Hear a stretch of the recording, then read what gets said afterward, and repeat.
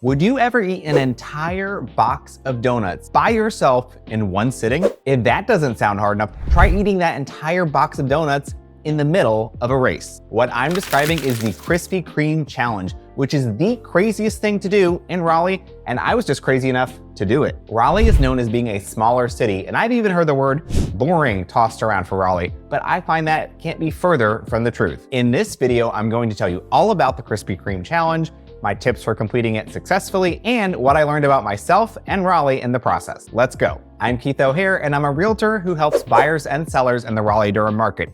This video is a little different than my usual content, but I wanted to showcase a fun aspect about living in Raleigh. If you are interested in fun and informative content about Raleigh and Durham and the surrounding area, please be sure to like, subscribe, and hit that notification bell. Now, let's get started. The Krispy Kreme Challenge is an annual race held in the beginning of February on the campus of North Carolina State University, also known as NC State. The origin of this race started in 2004 as a dare amongst friends at NC State University. They dared each other to run from their dorm to the local Krispy Kreme and back, but in the middle, they had to eat a box of Krispy Kreme donuts. What started as a dare is now one of Raleigh's craziest traditions and a full-fledged race. As you may have gathered, this is not your typical race.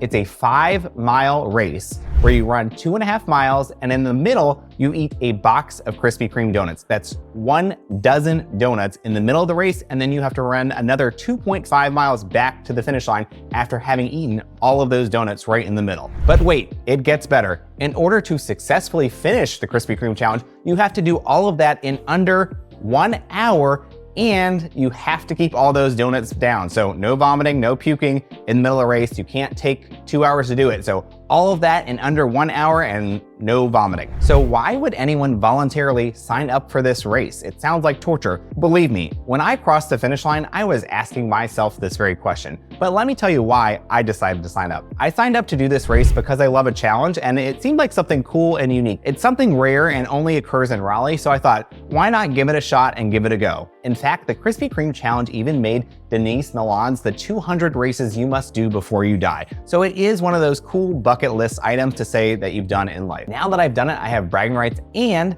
I have this really cool medal that I can show off to my kids. Before doing this race, I tried to research on how to best prepare for the race. I certainly like donuts, but I had never eaten a dozen donuts in one sitting, let alone in the middle of a race. Here is the strategy I use that mostly worked for me, but I made one fatal mistake that I'll be sure to tell you about.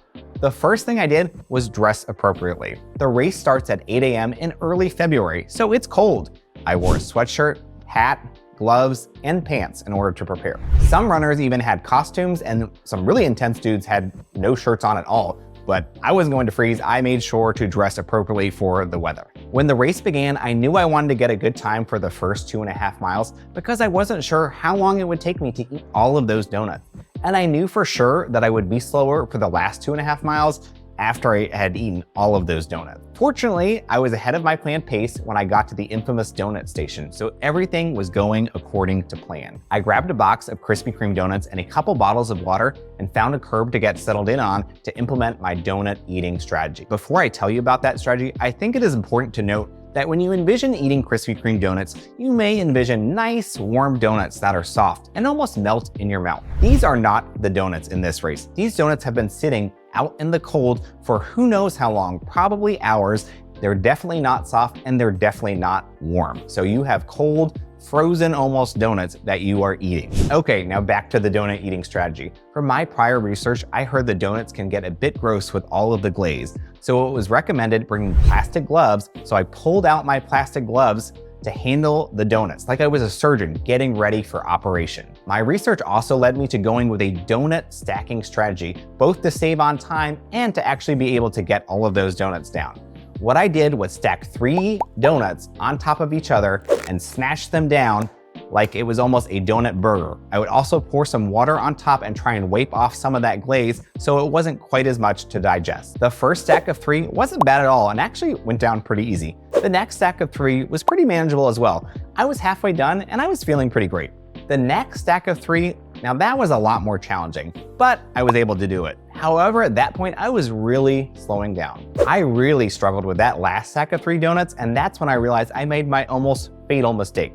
What I did is I poured a bit too much water on that last stack of 3 donuts in my attempt to wipe off the glaze, But because I was so slow in eating this last stack of 3, this pile of donuts, the stack of donuts, the set of 3, turned into this mushy, nasty mess. It was disgusting. It took every ounce of willpower that I had to get down those last 3 donuts. In fact, I probably took as long to eat those last 3 donuts, if not longer, than I did to eat the entire first 9 donuts. But I finally did do it. With all of the donuts down, I was then off to go run the final 2.5 miles, which was the last thing I wanted to do in that moment. As confident and as good as I felt about the first 2.5 miles, I felt the exact opposite about the last 2.5 miles. I felt so bloated and so gross with 12 donuts churning in my stomach as I slowly slogged along for what seemed like a never-ending final 2.5 miles. The funniest part to me of the race back after eating those 12 donuts was getting passed by other runners.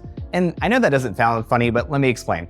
Most of the runners that passed me were not actually in the Challenger division. Now in the Challenger division, you have to eat your box of 12 donuts before continuing on with the race. In addition to the Challenger division, there is an option to have no donuts, so just run a race. Or there's a casual division where you get to eat what you want from the box of donuts and take the rest with you. So I was getting passed by people who didn't eat any donuts or maybe had a box of donuts and ate 1 or 2 and then were carrying a box of donuts with them as they ran.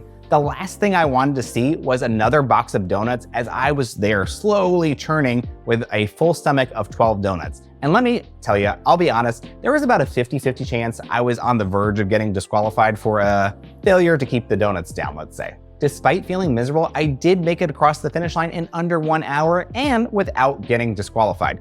Here are my thoughts right after crossing the finish line. Just got through the chute at the Krispy Kreme challenge. I don't ever want to see a Krispy Kreme donut again. That was probably the grossest thing I've ever done, but I finished in under an hour. Whew. I learned this is the craziest thing to do in Raleigh and probably the craziest thing I have ever done. I don't know how people do this more than once. My hat is off to them. I will proudly say I completed the Krispy Kreme challenge, but it is one and done for me. I also learned I developed a fear of donuts after this race. A few days after that race, I had a listing appointment in the morning where I met with a potential seller. They just so happened to have a large box of Krispy Kreme donuts on their kitchen counter and offered me one. I had such a strong guttural reaction to this offer with the most unprofessional no that I've ever uttered in my life. I had to quickly explain my over-the-top reaction to these sellers, and fortunately they found it quite humorous. This also leads me to my final conclusion, that I should stick with my day job of helping buyers and sellers in the Raleigh-Durham area and making informative videos for you to help you learn about life in the Triangle. If you want more fun and informative videos about Raleigh and Durham and the surrounding area, please be sure to subscribe. And if I can help with any of your real estate needs, please reach out at info@keithorealty.com or the number on your screen. See you next time.